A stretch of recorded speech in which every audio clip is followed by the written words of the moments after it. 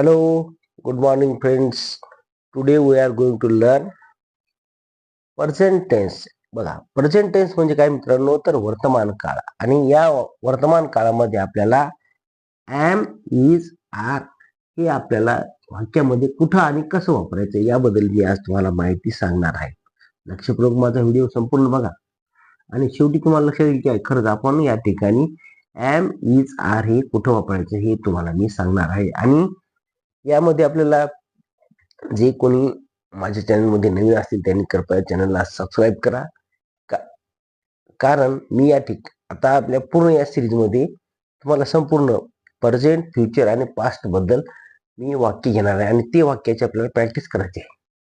Practice makes man perfect. जोपर्यंत तुम्ही सराव करत नाहीत तोपर्यंत तुम्हाला इंग्रजी येणार नाही. नाहीतर काय व्हायचं, कसं व्हायचं बघा, नळी फुंकडी सोनारे इकडून तिकडे गेले वारे. मी सांगत राहतो, तुम्ही ऐकत राहता.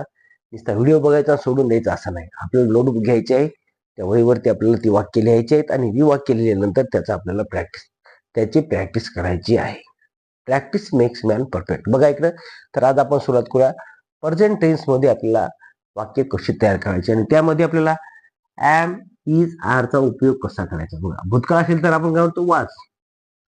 बघा, वर्तमानमध्ये एम, इज, आर चा आपण उपयोग कसा करायचा याबद्दल मी तुम्हाला माहिती सांगणार आहे. बघा इकडे लक्ष द्या.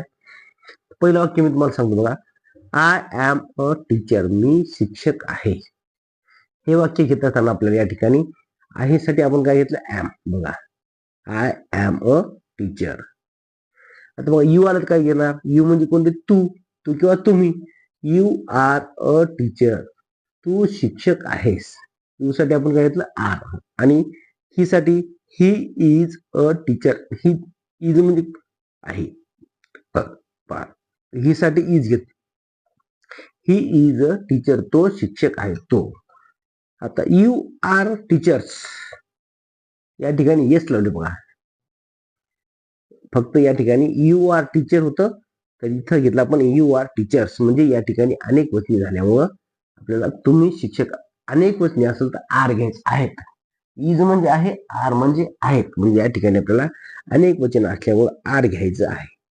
ज्या वेळी आपण अनेक वचनी लोकांना म्हणजे अनेक लोकांना बोलत असतो त्या ठिकाणी आपल्याला आर घ्यायचं असतं, हे लक्षात ठेवा. एक असेल तर इज घ्या, स्वतः असेल तर आय एम घ्या. हा सोपा आहे.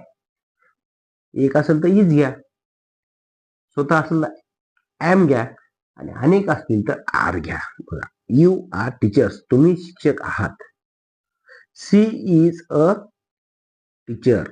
म्हणजे ती शिक्षिका आहे. सी म्हणजे कोणते, ती. मुलगी असेल तर तरी सुद्धा आपल्याला मुलगा असो मुलगी असो इज घ्यायचा आहे. आता इट इज अ टीचर. तो शिक्षक आहे. इट म्हणजे तो, ती, ते. It is a teacher. आता वी आर टीचर्स. इथे या ठेवा, वी म्हणजे काय झालं, अनेक, आम्ही. आय म्हणजे मी आणि वी म्हणजे आम्ही शिक्षक आहोत. म्हणजे काय झालं, या ठिकाणी अनेक वचन झालं. अनेक मुलं असतील, अनेक शिक्षक असतील तर आपण त्या ठिकाणी आर घ्यायचा आहे. आता दे म्हणजे काय, दे म्हणजे तो, ती, ते शिक्षक आहेत. They are teachers. ते शिक्षक आहेत. आता पुढे बघा, बॉय इज अ टीचर. मुलगा शिक्षक आहे. आता मुलगा काय, एक आहे ना, एक असेल तर काय याचं इज घ्यायचं आहे. Boys are teachers. अनेक असतील तर, मुले अनेक असतील तर आर घ्यायचा आहे. बघा, boys, BOYS, boys are teachers. मुले शिक्षक आहेत. आता बघा, एकदम सोप्या पद्धतीने मी तुम्हाला या ठिकाणी एम, इज, आर चा उपयोग सांगितला आहे. परंतु हे झालं होकारार्थी वाक्य म्हणजे आहे. जर नसेल तर काय घ्यायचं, एकदम सोपी टीक आहे. आणि तुम्हाला वही करा, वही काढून तुम्हाला या ठिकाणी मी जे वाक्य लिहित आहे तसेच तुम्हाला, समजा आय एम अ टीचर असं मी लिहिलं तर तुम्ही तिकडे लिहायचं आहे, दुसरं वाक्य तयार करायचं आहे, आय एम अ स्टुडंट. बघा, तुम्ही काय करा, वही काढली, वही कोणती लिहा, आय एम अ टीचर मी लिहिलेलं आहे, तुम्ही ते पण लिहून घेतलेलं आहे. आणि आता घ्यायचं आहे I am a student.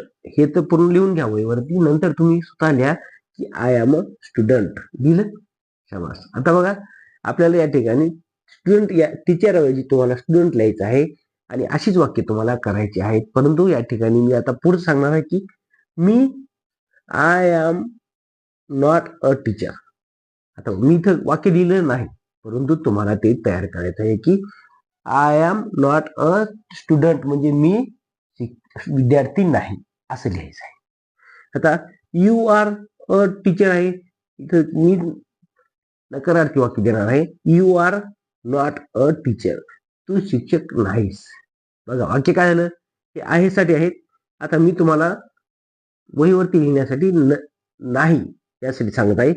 You are not a teacher असं तुम्हाला वाक्य तयार करायचं आहे, वहीवरती लिहायचं आहे आणि ते मला कमेंट बॉक्समध्ये पाठवायचं आहे. आता बघा, ही इज अ टीचर, तर काय होईल याचं, he is not a teacher. इथं इजच्या नंतर नॉट घ्यायचं आहे. पुढे पहा, यू आर टीचर साठी काय होईल, you are not teachers. You are not teachers, तुम्ही शिक्षक नाहीत. सी इज अ टीचर, ती शिक्षक आहे साठी काय होईल, she is not a teacher, ती शिक्षिका नाही. हे बघा, इट इज अ टीचर, त्यासाठी काय होईल, it is not a teacher, तो शिक्षक नाही.